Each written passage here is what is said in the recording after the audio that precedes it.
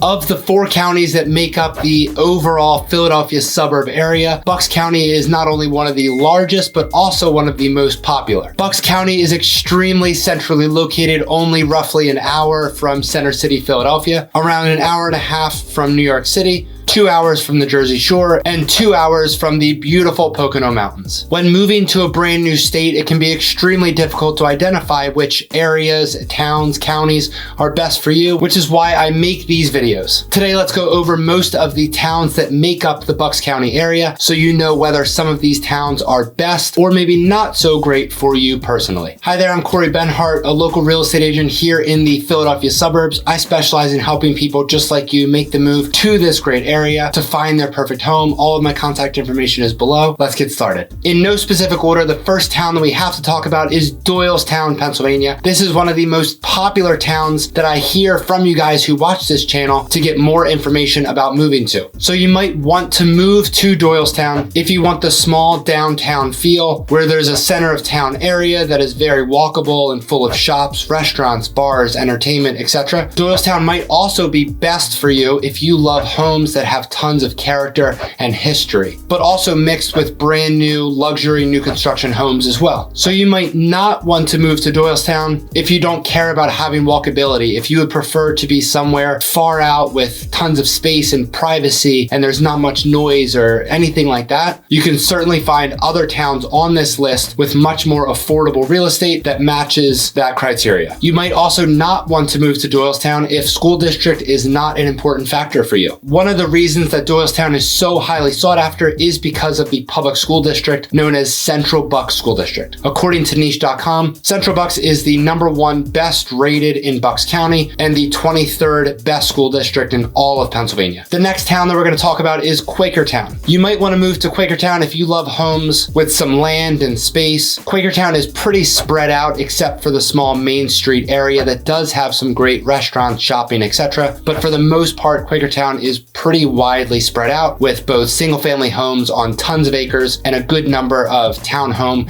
and single family home neighborhoods. You should consider moving to Quakertown if you want to kind of get into a town before it's completely developed. Quakertown has been growing pretty significantly over the past couple of years because there is just so much space for tons of more people to move into this town. Although it is growing when it comes to the amount of new homes and new businesses moving into Quakertown, if you want a town that is completely walkable and you very rarely need to rely on a car because you just plan on walking everywhere or taking a bus, well, Quakertown is definitely not that town, although it could be in the future, but for the most part, it is not there yet at all. You also might not want to consider Quakertown if you want to be close to Philadelphia for either leisure trips or if you need to commute there for work. Quakertown is almost the furthest north in Bucks County that you can go. Commuting from Quakertown to Philadelphia would be roughly about an hour and 15 minutes to an hour and a half or more, depending on the time of day and the traffic. So speaking of towns that are growing, next we have Perkasie, Pennsylvania. Perkasie is the definition of small town America. This quaint town has been growing quite significantly over the past 5 years or so, with a bunch of new construction homes, businesses, etc. You might want to consider moving to Perkasie if you want the small town feel with some walkability. And another reason Perkasie might be a great option for you is if you want a very strong community-based town with a lot of annual events, such as their annual tree lighting, holiday parties, 4th of July fireworks, their annual celebration called Perkasie Day, etc. Perkasie might not be best for you if you want a town that heavily relies on public transportation. Perkasie does not have busing or a train at all throughout the Perkasie area. So if that's something that you're looking for, Perkasie might not be best for you. So next, let's talk about the very popular town of New Hope. This small but extremely popular town is known to be a very artist and creative town dating back over 100 years. If you want to live in a town that kind of feels like a mini city, New Hope is definitely not the town for you. It is extremely small. New Hope only has a population of right around 2,600 residents, but thousands of tourists visit New Hope every single year. New Hope might be a great option for you if you want to live in a very walkable area, and if you're planning on buying a home right in downtown New Hope, you can almost just about get away with not having a car if you're looking to stay within the New Hope area. Downtown New Hope is full of bars, restaurants, theaters, galleries, coffee shops, just about everything else that you can imagine right there in the very small downtown New Hope area. If you want to live somewhere that's close to not only Center City, Philadelphia, but New Jersey and New York, New Hope might be a great option for you because it's on the border of Pennsylvania and Lambertville, New Jersey. New Hope might not be the best option for you if you're looking for a very affordable area to buy a home. New Hope has one of the highest housing prices in Bucks County with an average home sale price of $818,614. If you're big into water sports and love nature, New Hope might be a great option for you because New Hope borders the Delaware River, which is great for boating, swimming, fishing, etc. But there are also some incredible walking and biking paths all around the river as well. Another town we need to talk about is Yardley, Pennsylvania. If you want a town that is built around having a very strong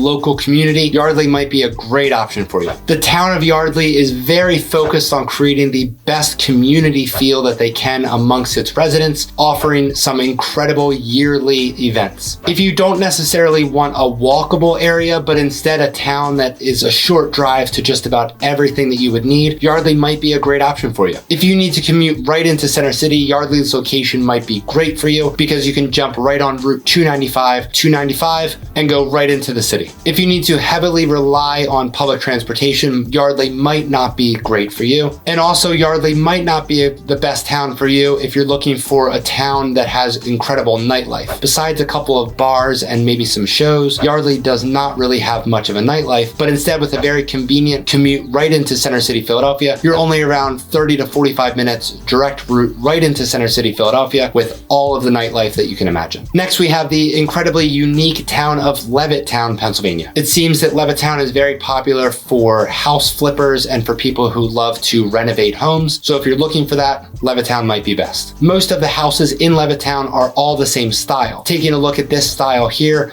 if this is a type of home that you would consider living in, Levittown might be a great option for you to buy a home in. When you make the move to the Philadelphia suburbs, if you're planning on coming to the city or needing to get into the city quite often, Levittown also might be a great option for you because it's only around a 30-minute commute directly into the city. So if you're planning to buy a luxury, high-priced home, Levittown might not actually be a great option for you because there's not really many high-priced luxury homes at all. Truthfully, the highest priced home that you could probably find in Levittown is right around $500,000 to $600,000. Next, let's talk about Chalfont, Pennsylvania, which is a pretty small town on the outskirts of Doylestown, Pennsylvania. And if you're looking for a town that not only has lower priced homes, but also high priced luxury homes, this town might be great for you. Chalfont might be best for you if you're looking for a quiet suburban town with some great parks and a couple of restaurants, but nothing like a downtown walkable area. If you need a town that has train access, Chalfont has a great station located right on Main Street in Chalfont. If you want a town that is very centrally located, Chalfont might be a great town to add to your list because although there's not much to do in Chalfont, Chalfont is surrounded by much more larger towns that have just about everything that you can do that you can imagine, such as Doylestown, Montgomeryville, Lansdale, etc. If you want a town that has a good mix of resale and new construction homes, Chalfont might be a great choice for you as well. So inside the town of Chalfont, there's really not much of a job market. So if you're looking for a town that you can live in and work in, Chalfont might not be the best option for you. So if you're not worried about finding things to do, this next town might be best for you. Silverdale, Pennsylvania is a very small town right outside of Perkasie. It's very much made of farms and homes with tons of acres. If you want any type of walkability besides just walking through some of the quiet back roads, Silverdale is definitely not the best place for you. If you love the wide open outdoors, tons of woods, farms, space, and privacy, Silverdale might be a great option for you to buy your new home in. So Silverdale is right on the outskirts of Perkasie, so if you want that walkability, you can take the very short drive right into Perkasie and get all the walkability, the shopping, the dining, etc. that you're looking for. If you're interested in any of these towns, or if you want to learn more about some of the Bucks County towns that we did not go over, or if you're interested in any other counties that make up the Philadelphia metro area, I would love to hear from you. I would love to help you find your perfect home. All of my contact information is below. Thank you so much for watching.